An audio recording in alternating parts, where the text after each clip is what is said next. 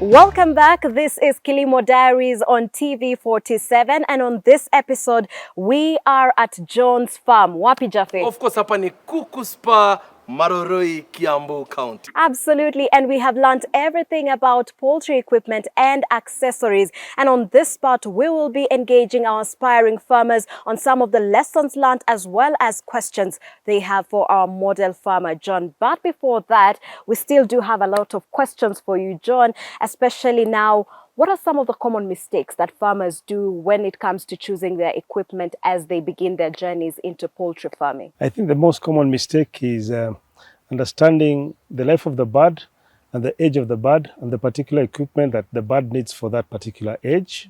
Number two, the ratio. You find that a farmer has maybe 1,000 birds but does not have enough equipment to the ratio of the bird. And also color. And also the color. Because we've learned red, yellow and white are the colors for chicken. Exactly. Before we entered there, it was, the biosecurity zone. And I'm wondering, what are some of the disinfectants that are there that a farmer should probably take into consideration to ensure that they are biosafe in their farms? Well, when you come to food dip disinfection, you need a strong disinfectant.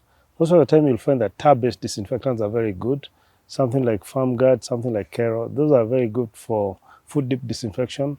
You've got alcohol-based disinfectants and even ammonia-based disinfectants, which are also very good to keep away diseases. But it's also important to know that if you have more than one food dip, you need to use different kinds of disinfectants so that you don't duplicate what you have used in this food dip to the next food dip.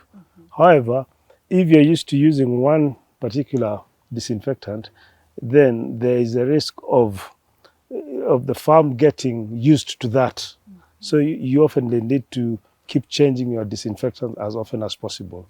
So what you mean is that if I have food dip number 1 and it's using alcohol, the next one will be using a different type. Exactly. All right. Or you can use this one for this week and next week you use a different disinfectant so that the farm doesn't get used to one kind of disinfectant. John, I'm an aspiring farmer.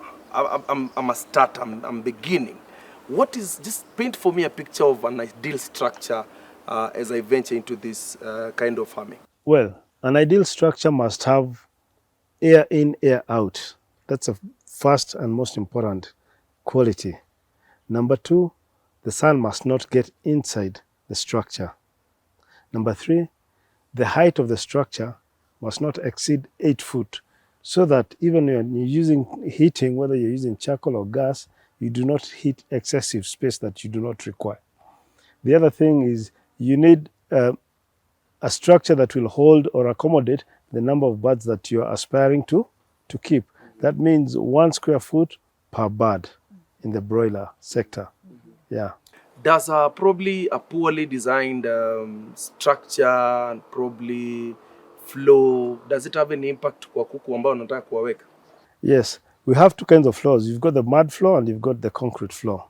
A mud floor is the one that, is not concreted. So it is good, but in times where you risk of a disease in the farm, then it is very difficult to eliminate that disease because bacteria normally harbor on the ground.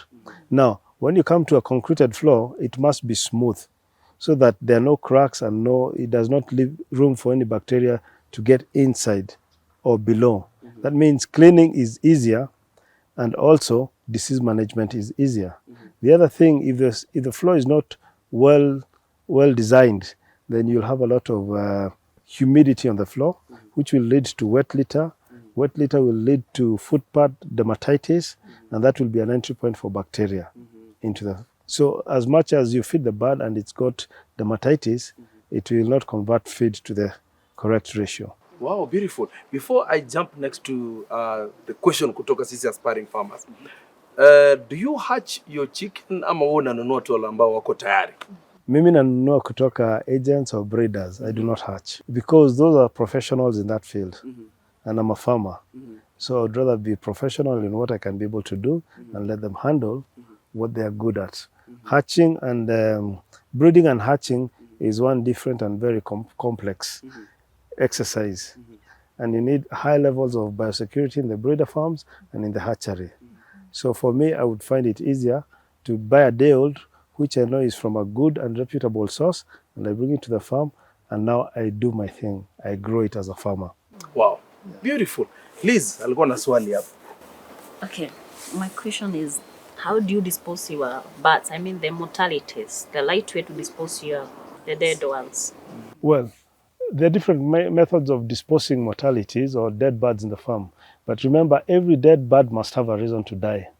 So the most important thing is to dispose it well. Some people will use the dip or a hole. Some people will bury. But for me, I incinerate, which is the safest way.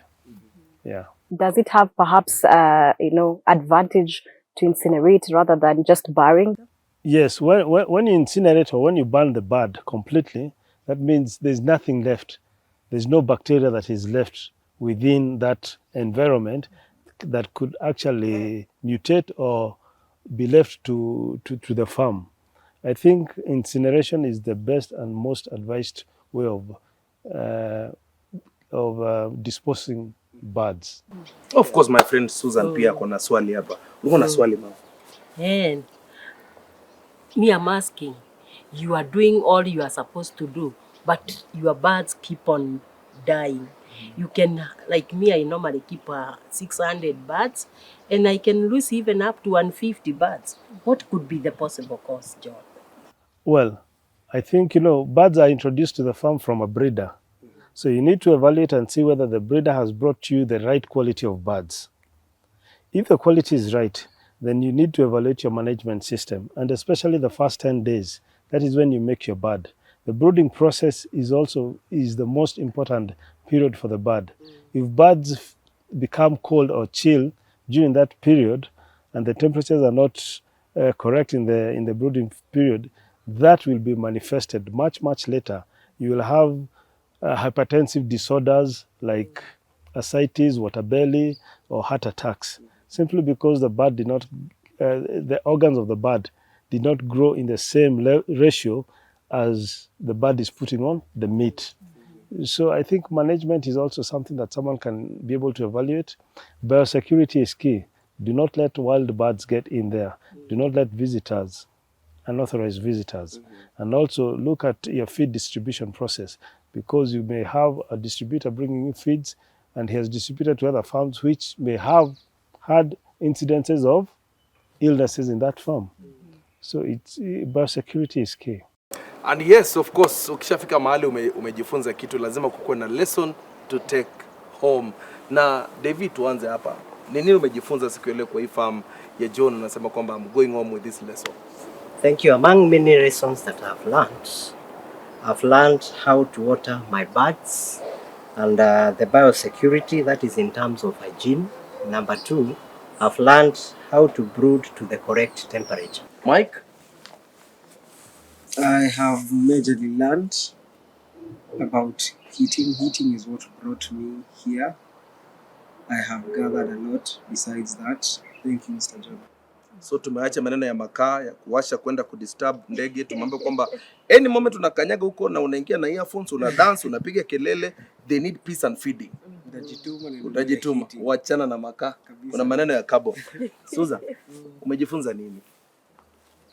Nimejifundisha I need to control it inside the brooder.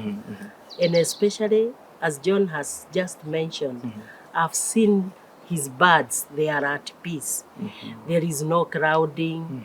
And that is just because of the evenly distributed temperature. Therefore, that is very key. And as he has said, that what you invest in brooding is what you reap when you are harvesting.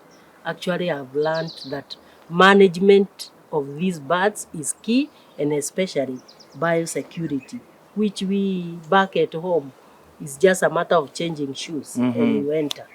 Yes. Kwa hivyo kweli umetulia tu pale nyumbani, hakikisha kwamba usiseme ati kuku wanakado lapa alafu wanapata joto. Watafinyana wakufe. Kabisa. Irene. Today I've learned more about biosecurity that I have not done properly at my home. I think I need to improve on that, and I'm so much happy to come here and learn more. Wow, beautiful. Finally, Liz, take home. Thank you. I've learned the biosecurity is the key.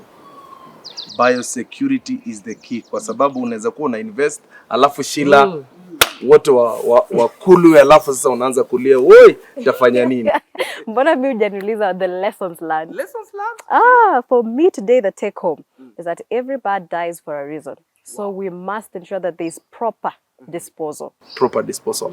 So tusikule kuku yenye imekufa. This is it, we are done. And of course, tunataka kushukuru John kwa kuweza kutu-host hapa Kuku Spur. Who knows, after this naezaenda kula kuku choma. And of course, thank you to Kenya National Farmers Federation. Thank you to Backbone Feeds Kenya Limited. Asante sana to the aspiring farmers for joining us in this amazing time.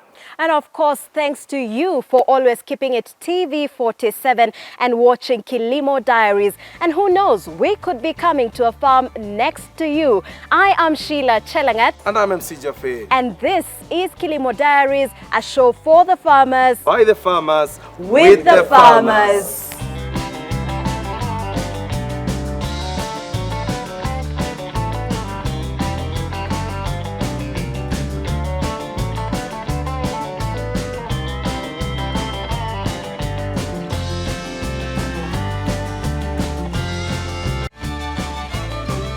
Kilimo Diaries, brought to you by Backbone Feeds Kenya Limited. To place your order, please call or WhatsApp us on 0710 822 222 or visit any of our distributors countrywide. Backbone Feeds, healthy broilers, happy farmers.